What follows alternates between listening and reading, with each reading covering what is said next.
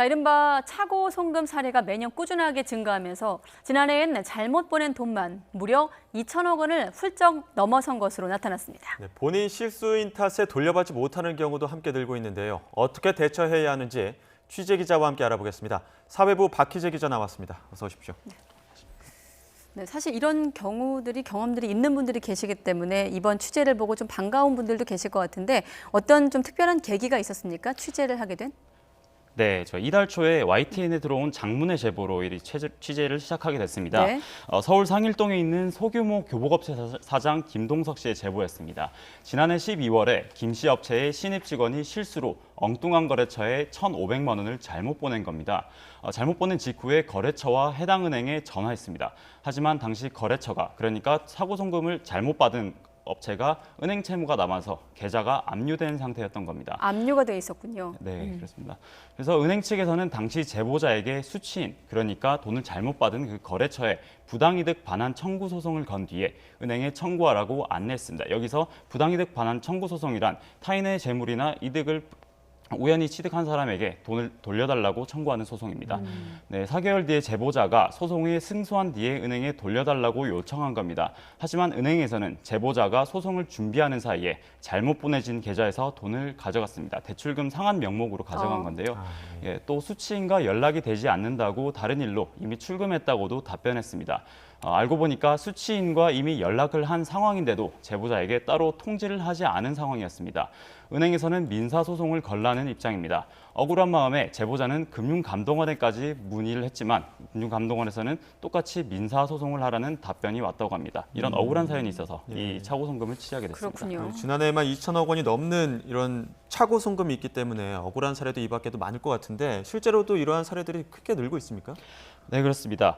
금융위원회에서 나온 자료에 따르면 이 같은 차고송금은 지난 2014년 이후에 최근 5년간 매년 증가세에 있습니다. 이제 그래픽 보시면서 조금 더 설명드리겠습니다.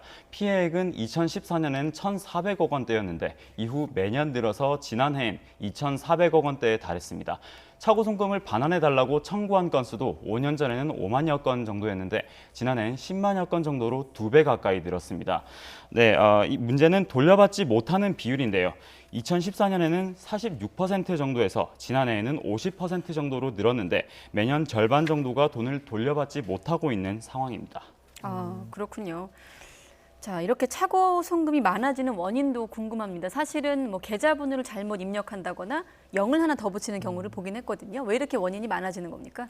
네, 그렇습니다. 스마트폰 폰뱅킹, 그러니까 모바일 뱅킹 서비스를 요즘 많이 이용하고 있습니다. 네. 점점 송금이 간편해지면서 차고 송금 사례가 증가하게 된 겁니다.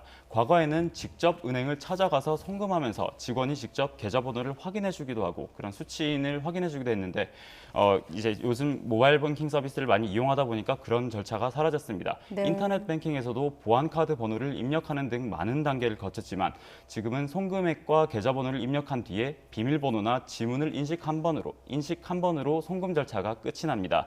네, 송금 시간이 줄어드는 만큼 실수하는 정도도 많아지는 겁니다. 네, 자세한 내용 전문가 이야기로 조금 더 들어보겠습니다.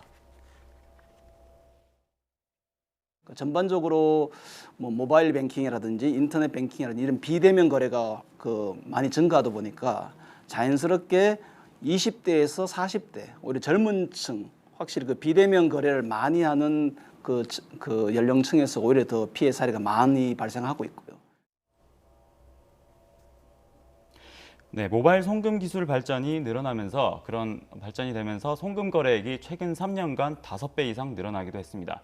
네, 엉뚱한 곳으로 돈을 보내게 되는 피해액도 이와 같이 늘어나고 있는 셈입니다. 오히려 이 스마트폰 뱅킹을 더 이용하는 젊은 층에서 예, 더 이 더- 비대면 거래를 많이 하다 보니까 실수가 많이 있다는 점도 눈에 띄네요. 그럴 네. 것 같습니다.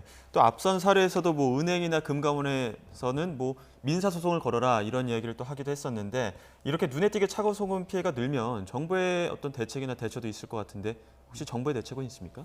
네, 그렇습니다. 재작년 1월에 공정거래위원회에서는 은행이 차고 송금 반환에 적극적으로 협조해야 한다는 의무를 담아서 약관을 개정하도록 했습니다. 즉 돈을 잘못 보냈다면 수취인을 찾아서 돈을 돌려줄 건지 의사를 물어보고 반환을 거부하면 그 이유에 대해서 송금인에게 알려야 하는 협조 의무를 약관에 개정하라고 신설한 겁니다. 네. 최근 추진하고 있는 정책은 정부가 직접 돈을 받아주는 제도입니다. 그래픽을 보시면 돈을 잘못 보낸 사람에게 송금액 80% 정도에 달하는 채권을 먼저 주고 수취인에게 차고 송금액을 회수하는 시스템입니다. 이 제도의 경우 과연 실수로 돈을 잘못 보낸 사람도 정부가 구제를 해줘야 하느냐는 비판도 있습니다. 하지만 피해액이 매년 증가하는 데다 민사소송 비용이 피해액보다 피해액보다 커서 심지어는 배보다 배꼽이 더 크다는 현상도 잇따라 벌어지고 있습니다. 제도의 필요성을 강조하는 목소리가 이처럼 적지 않습니다. 네, 사실 뭐 소송까지 가지 말고 또 정부한테 이렇게 기대지 말고 아예 미연에 이런 걸 좀 방지하는 게 더 중요해 보이는데 어떻습니까? 엉뚱한 계좌로 돈을 좀 잘못 보내는 걸 줄이려면 어떤 노력들을 할 수 있을까요? 현실적으로?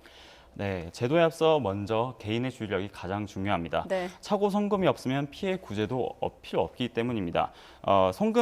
먼저 송금 전 받는 사람과 계좌번호를 꼼꼼히 확인하는 일이 무엇보다 중요할 겁니다. 그리고 자주 거래하는 계좌는 자주 쓰는 계좌에 등록해놓고 쓰는 일이 도움이 됩니다.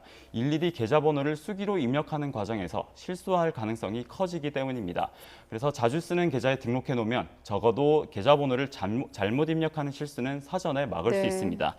네, 그리고 인터넷 뱅킹 등을 통해 미리 지연 이체 서비스를 신청하는 일도 필요합니다. 최소 3시간 뒤에 송금이 이뤄지기 때문에 만일 잘못 보냈다는 사실을 미리 인지했다면 이체 전까지 송금을 취소하고 다시 돈을 보낼 수도 있습니다. 네, 방법들이 있네요. 네, 그렇습니다.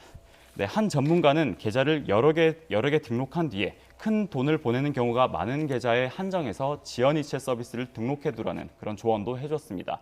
무엇보다 차고 송금 자체가 없으면 차고 송금 피해도 없기 때문입니다. 네, 자주 쓰는 계좌에 등록하거나 지연 이체 서비스를 신청하는 것을 좀 기억해야 되겠네요. 네, 지금까지 사회부 박희재 기자와 함께 이야기 나눴습니다. 수고하셨습니다. 네.